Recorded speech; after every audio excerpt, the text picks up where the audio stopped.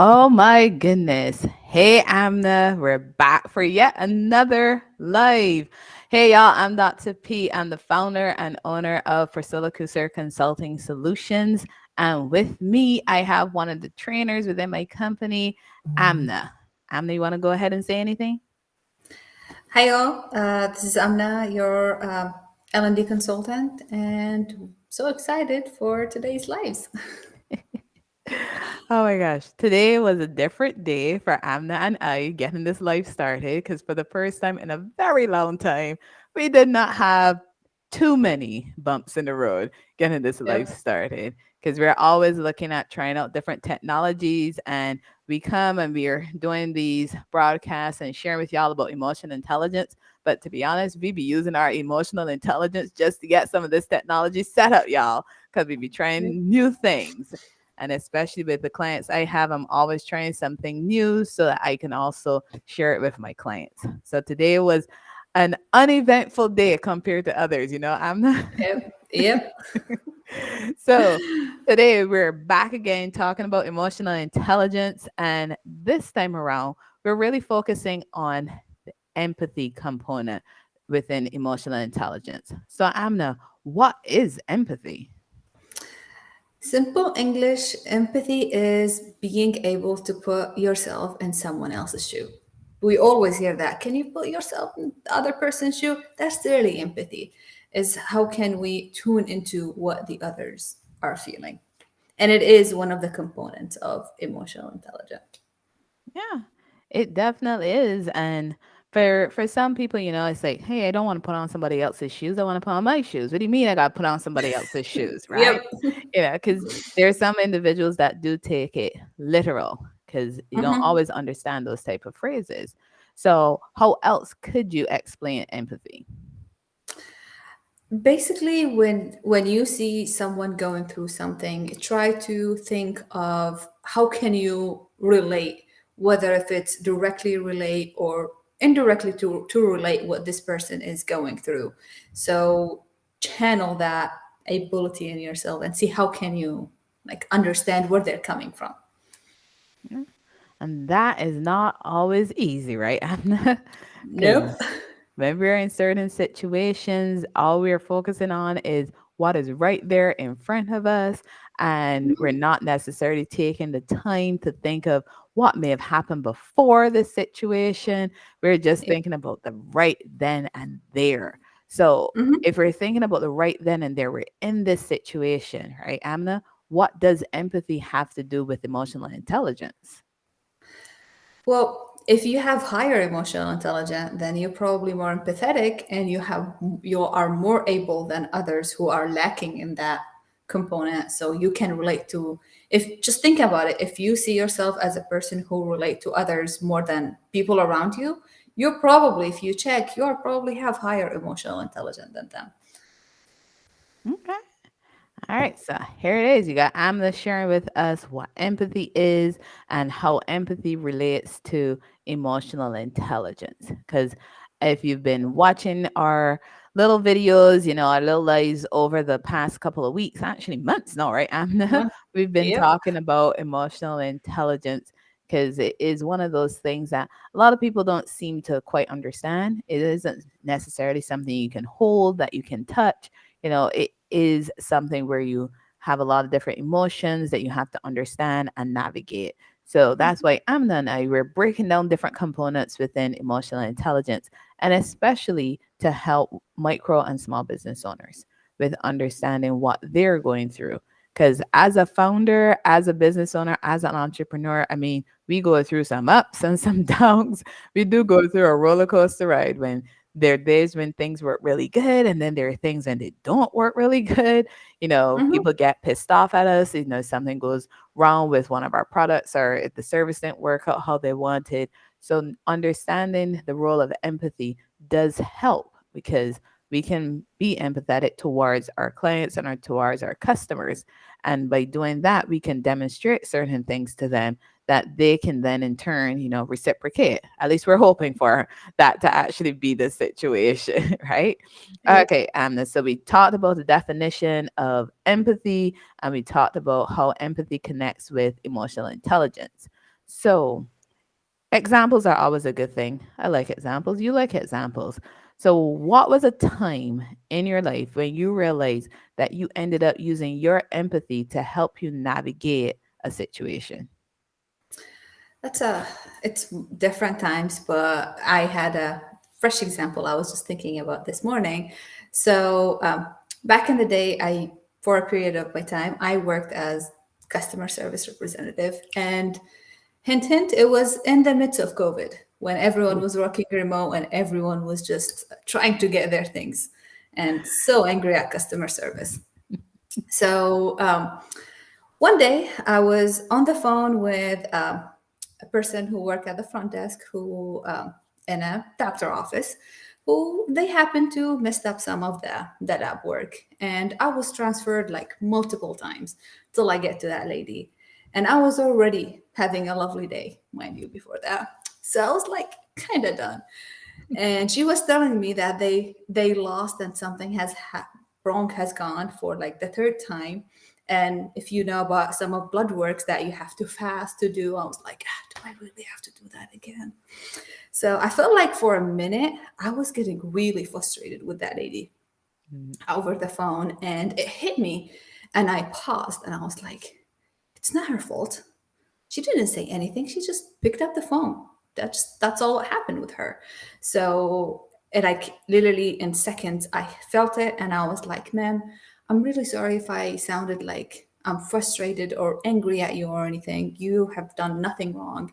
It's just me and where I'm coming from, my day, the experiences that I had before you. And I just wanted to let you know that you didn't do anything. And I know that you're doing your best. Um, that lady's reaction, like till this day, I remember she completely changed her tone, and she was like, I truly appreciate people like you who actually know what we're going through, and it's not my fault because someone else, other people, not just one, other people have done something, and it just happened that I'm the one who's here. And it's like it's a beautiful experience because it's like when I think about it, I'm like I relate it to when I was in customer service and when I pick up the phone and how someone is really angry, and so I'm like, whoa, am I being that person? That's not okay. It's not her fault, and I know that. So just think about what the other person is coming from. Is it really like something that they did? And again, going back to your emotional intelligence and recognizing what just happened, being self-aware. Like if I wasn't self-aware at that moment, I would have just kept going on and on and on. I was like, it's all your fault, you're the one. I'm like, no, she's not. So it's just being able to recognize these moments and speaking up. You never know, like that lady told me that I just made her day. Turns out that thing been happening for a while, and like just little bit of kindness and paying it forward. You never know who you're helping with that. That is so true. You never know. And Yep. was having this conversation earlier this week and actually last week as well. When we interact with others, we don't know their situation, right? We don't know Hmm. what they're going through, what they just went through 5 minutes ago. All we know Hmm. is what's happening right in front of us. Because Yep. as you were sharing your example, it got me to think of, I mean, I have so many examples with all the different places I've worked and the different individuals I've worked with. But I do remember a situation wherein was working in the school system at that point in time, and we were expecting the parent to show up for a meeting, and it would say it was supposed to be at 11 o'clock. It's like 11 o'clock comes, nothing. We hear nothing from this parent. 11:10 comes, the parent, no, trying to get into this meeting, and they're there, and they're physically there, but you're talking to this parent, they're asking you questions, and it seems kind of disjointed. Then they were starting to get a little agitated. Then other members at the table were getting agitated. And I remember going, let's take a few minutes here, because it's like clearly something has happened before you came to this meeting. And I remember this parent looks around and they're like, yeah. And then they went into an explanation of a series of events that had happened come before they actually arrived to the school for the meeting. And in that moment, the parent was able to explain why they were so annoyed. And they even said, I'm not annoyed at y'all here in the school. I'm just thinking about what I just went through. And, Mhm. you just asked me a question, but then it just got me all upset. So being able to have that conversation, because it's not always easy to put yourself in somebody's shoes, especially when you don't even know what the situation is. So Mhm. after the parent was able to explain what has happened, their mind really wasn't to what we were going to be discussing. So we did offer the opportunity to, reconvene for this meeting, or we could just take a break for a few minutes and then come back. And the parent was very Mhm. appreciative because we were able to take a break. They were able to, get a drink of water, stretch their legs and really think through what was happening. When we came back to the table, we were able to have a really good conversation. It wasn't bickering, it wasn't people going after each other or anything. We were able to truly have that conversation. And all it takes is realizing the person in front of you is not necessarily there with you. They could be focusing on something else. Right. And then Mhm. there are also other times when you're talking to someone and they're responding to you based on previous experiences.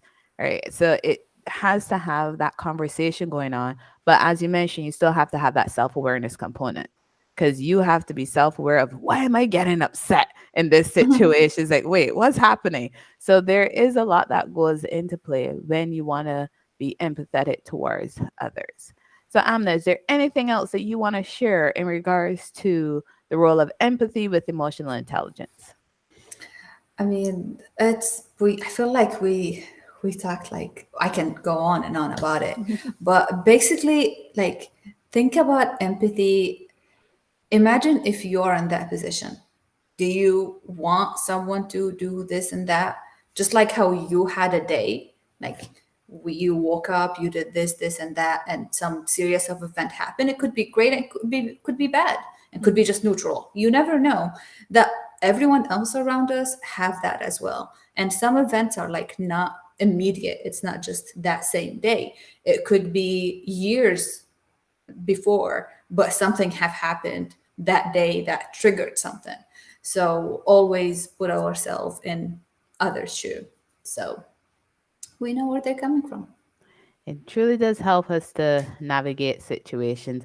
And I also want to share it's not always negative situations. It can No. also happen in positive situations as well. Mhm. Because you might see someone respond and they're like, oh my gosh, they're super excited about something, but you're like, I don't get it. Why are you excited? So Yeah. empathy, you don't always have to show that empathy when it's something negative. Because like Amna said at the beginning, empathy is putting yourself in that person's situation to understand Mhm. what they're going through, what they're experiencing.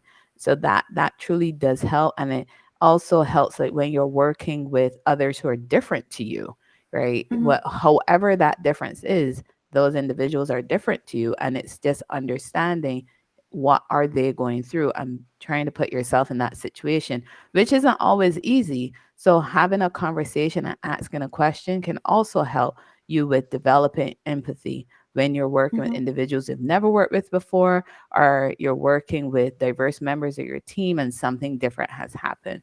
So there are different ways in which we can use empathy to help us navigate situations. So It actually help and build better understanding with the if you're just starting with a new people, like you just want to connect with, like for me when I just meet a new group of like, how can I relate to you?